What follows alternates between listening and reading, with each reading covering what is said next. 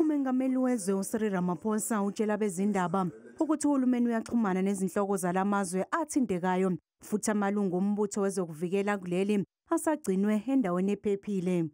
Things are relatively quiet at the moment, and our soldiers are also in a safe place. So that's what we can say at the moment.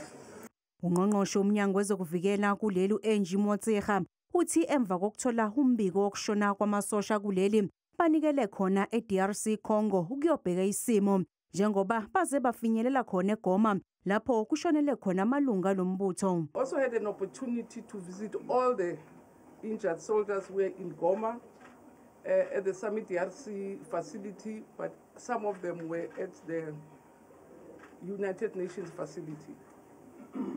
At that stage, our priority was to make sure that we go and even before we came, the first thing we did was to make sure that we go and retrieve the injured in Saki.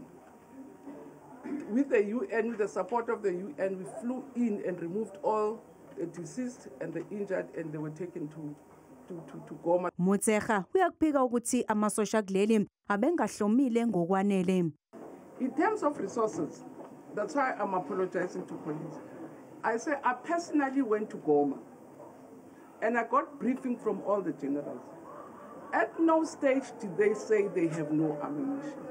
Ungqongqoshe wezobudlelwane namazwe omhlaba uRonald Lamola uthi kunesivumelwano kuzona zonke izinhlaka ezithintekayo sokuthi indlela yaphambili yokuletha ukuthula ukuthi kumiswe impi.